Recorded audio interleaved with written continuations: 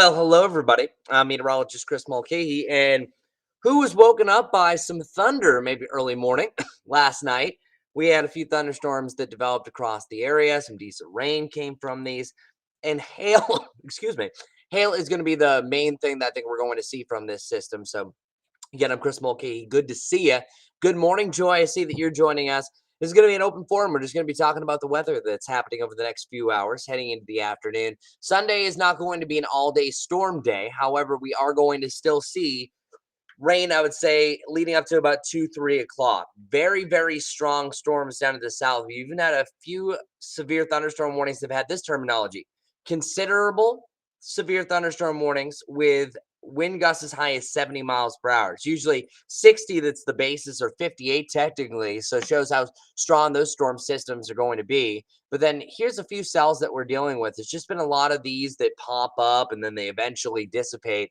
And then some of them creating some decent lightning, and they're getting tall enough with the right support for some pea-sized hail. So we have been seeing that, a few reports starting off this morning. Lenny, I just met you the other day. I see that you're joining us. But I want to show you really south of this line. On top of it, it's been nonstop rain after nonstop rain from Georgia through central parts of South Carolina. That's dealing with flash flood warnings. So we're not really seeing too many severe thunderstorm warnings. There is one that's southeast of Columbia. Speaking of, that's where I think most of the activity is going to be. We're on the northern side of really the bullseye of the worst of this weather. Sadly, in thoughts and prayers that we could have another tornado outbreak, this time more centralized in Alabama. If you saw any of the damage that happened from Mississippi on Friday night, it's breathtaking. It's some of the worst damage that I personally have seen as a meteorologist. If you look at some of the signatures that came from that storm, it was crazy. It's a preliminary still EF4, but it's going to take a while to study all that to see if maybe it did encroach territory of EF5. But we're not looking at anything close to that. That's not going to be our forecast. It's really general rule of thumb south of I-85 is where we're going to see the worst of the storms. Here's the storm system that rolled through before 9 o'clock. We had reports from around Lowell to about UNC Charlotte to Harrisburg that we did have a little bit of pea-sized hail. So that's only a quarter of an inch. The stronger storms still down to the south.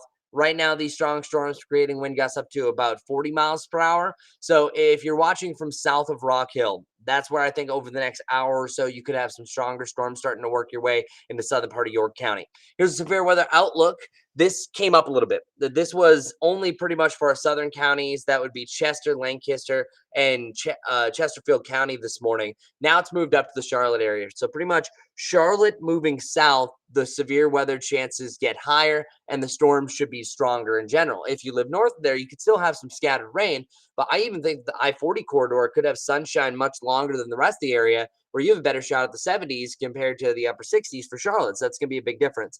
Hail looks to be the number one probability. We already started off the least unstable part of the day with some small hail. So if we get a little extra instability, heat things up a little bit more, we're going to have some larger hail than just pea size. So maybe penny nickel size. This is representing that there's a 1 in 20 chance, 5%, that any thunderstorm maybe could provide up to about quarter size. That would be an inch in diameter. But notice those little lines. That is a significant hail threat for Macon, Georgia into south central South Carolina. I think this is picking up on the potential for supercells, and supercells are rotating thunderstorms, and all supercells will produce hail. So I think that's why we're seeing those threats. As for the winds, I think the further south that you go, you're going to have a much better chance for this. So you notice that our wind probability is going to be substantially further south compared to what we had for our hail potential. Still, it's about Monroe's to cut up down to the south. So I'm going to say it one more time. South of I-85 looks to be the sweet spot. So let's go to what's happening right now and what our futurecast is showing. That bullseye, Jackson, Mississippi to Alabama. So sadly, Mississippi is going to be in again. Chance for an outbreak of supercells, long track tornadoes, not what you want to have for your Sunday. But then all this activity is still gliding along a stalled out front. Fronts can almost be train tracks for nonstop rain. That's exactly what we're going to see. Multiple inches of rain falling in South Carolina. But here's a look at our futurecast. So I know it's already 10:53, but this is what our futurecast was showing for the 10 o'clock hour. It's a little bit behind. Truly, the models have been terrible, not good this morning. It can't pick up on all this isolated activity. Also, the forecast for Sunday continued to change on us. When we were doing our forecasts on Friday, it looked like maybe an outlying chance just in South Carolina. The line kept on creeping further north. So that's why today has that potential, but it's not going to be a washout. You're only going to see a small section. So you notice that storm potential, even though the model's time has been off, I would say leading up now until noon, it's encroaching the I-85 corridor. It's once you get to about 2 to 3 o'clock, that's clear of most of the area, but you're also noticing some sunshine further off towards the north. That's where you see more of the gray background instead of the white representing that cloud cover. But still down at the south, you're dealing with clouds most of the time. And then another round of rain is possible heading into Monday morning. So today's highs, we're only looking at the upper 60s to around 70 degrees. I think the I-40 corridor, Hickory, Morganton, you're going to be a little bit warmer just because you will see sunshine. And then overnight tonight, we're looking at the upper 20s. I want to give a couple of shout outs because you're either messaging me from Facebook, from YouTube, all over the place. Somebody saying much love from Florida. All right. Shrimp is the first word that you have in that. Lori, I'm in Fountain Inn. So thank you so much for joining us. I also want to go back here. I want to show you a little bit better look at our radar and the line and why I'm thinking storms are going to be worse in certain areas. So as I mentioned, there's a stationary front that everything is gliding along. So notice all this rain. That's a tremendous amount of rain. That's crazy. I actually want to check in on this severe thunderstorm warning, what they're saying for the specs. This goes until 11:30 in South Carolina. This is moving east at 55, so this thing's cruising. At one point, this is showing indications that we could have wind gusts up to 70 miles per hour. Doesn't look to be the case anymore. Quarter size hail possible with that. So large hail regardless from everything that we're seeing. Looks like that freezing level's in the right spot for that. All right, we're gonna clear this. Just had to check that one out. So I'm gonna draw a line. This line is representing just the general push from where everything's going. Here, I'll animate it for you.